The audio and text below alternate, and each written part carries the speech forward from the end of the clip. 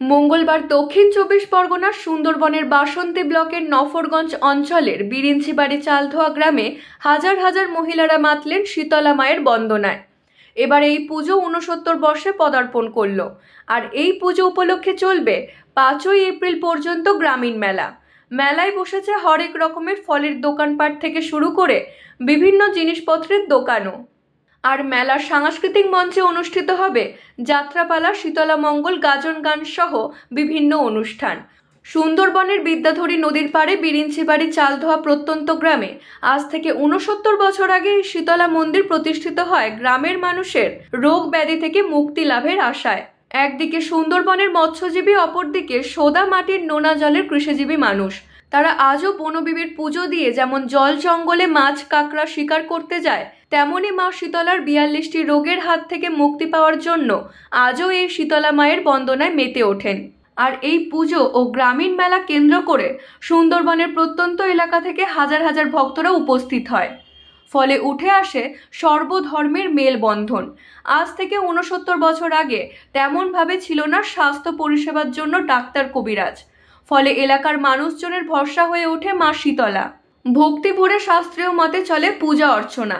তবে বর্তমানে রোগ ব্যাধি হলে চিকিৎসার জন্য স্বাস্থ্যকেন্দ্রে যায় এবং শীতলা মায়ের আরাধনাও করেন তারা। কথায় আছে, বিশ্বাসে মেলায় বস্তু, তর্কে বহুদূর। আর এই বিশ্বাস আজও বহন করে চলেছে সুন্দরবনের প্রত্যন্ত এই গ্রামের মানুষজন। এই বিষয়ে পুজো ও মেলা কমিটির সম্পাদক গুরুপদ ভঞ্জ বলেন, বিদ্যাধরী নদীর পাড়ে বিরিঞ্চিবাড়ি চালধোয়া গ্রামের আজ থেকে ৬৯ বছর আগে তৎকালীন জমিদার নফর পাল চৌধুরীর উদ্যোগে প্রতিষ্ঠিত হয় বিভিন্ন রোগের হাত থেকে মুক্তি পেতে এই শীতলা মায়ের মন্দির। সেই সময় এখানে ডাক্তার, কবিরাজ ছিল না। এখানে জীবিকা বলতে মৎস্য শিকার ও নোনা মাটিতে ফসল ফলানো। ফলে এখানকার মানুষজন একদিকে বনবিবির পুজো দিয়ে যেমন মৎস্য শিকার করতে যেত, অপরদিকে রোগ ব্যাধি থেকে মুক্তি পেতে শীতলা মায়ের বন্দনা করতেন। কথিত আছে, ৪২টি রোগের হাত থেকে মুক্তি পেতে মায়ের আরাধনা করে ভক্তরা। তিনি আরও বলেন, হাজার হাজার মহিলারা এবং সুন্দরবনের প্রত্যন্ত এলাকার হাজার হাজার ভক্তরা এই পুজো ও মেলাতে মেতে ওঠেন এবং তার পাশাপাশি সুন্দরবনের কৃষ্টি সাংস্কৃতিক তুলে ধরা হয়। ফলে সৃষ্টি হয় সর্বধর্মের মেলবন্ধন। মেলার কদিন যাত্রাপালা, শীতলা মঙ্গল, গাজন গান সহ বিভিন্ন অনুষ্ঠান পরিবেশিত হয়।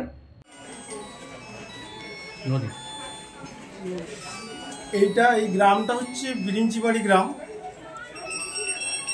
এবার চালধোয়া বাসন্তী বেড়ে, চালধোয়া খাল সামনে বাসন্তী বেড়ে চলতো এটা।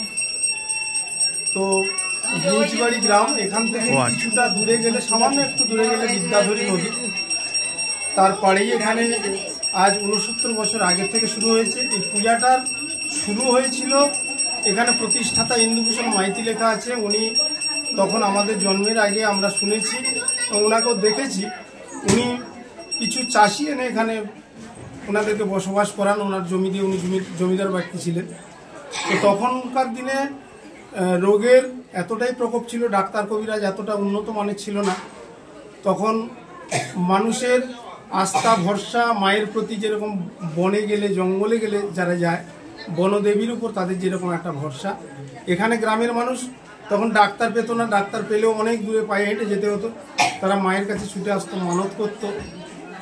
সেখান থেকে এসে তাদের মনের তৃপ্তি, তারাও মায়ের কাছে পূজা দিয়ে মানত করে তারা মনোবাসনা পূর্ণ হয়েছে। এরকম একটা সময়ে আমরা যেটা চোখে দেখিনি, আমরা শুনেছি, এক ভদ্রলোক, ইনি অতুল কৃষ্ণ মাইতি, উনি স্বর্গগত হয়েছেন। উনি একটা সময় পূজার কিছু অনিয়ম ঘটার কারণে মায়ের দ্বারা স্বপ্নের মাধ্যমে উনি প্রহরিত হন। মানে ওনাকে বেদের দ্বারাই ওনাকে মারধর করা হয়। তার পিঠে যে চাবুকের দাগ, তখনকার দিনে যারা দেখেছে, তারপরের থেকে মানুষের একটা আস্থা ভরসা আরও বেড়ে গেছে। এখনও তাই চলছে। বিভিন্ন জায়গায় মায়ের ছোট্ট ছোট্ট নমুনা মাঝে আছে, তার প্রমাণ এখনো মানুষ দেখছে, তার অন্তর থেকে উপলব্ধি করছে। সেই কারণেই পুজোটা হয়ে আসছে, সেই কারণে হয়ে আসছে। এবং বর্তমান বছর, যেটা ৬৯তম বছরে, আজকের মনে হয় আজ সন্ধ্যার সময় ৫,০০০ মতো ভক্ত এখানে মায়ের মহাপ্রসাদ সেবা করবে। এই যত আয়োজন, সব এই গ্রামের মানুষ মাছ, সবজি, টাকা পয়সা তারা দান করেন। সেখান থেকে আপনার নাম কি? আমার নাম গুরুপদ ভঞ্জ। দক্ষিণ 24 পরগনা থেকে মীরময় নস্করের report, U Bangla TV. U Bangla TV, হৃদয় ছুঁয়ে যায়।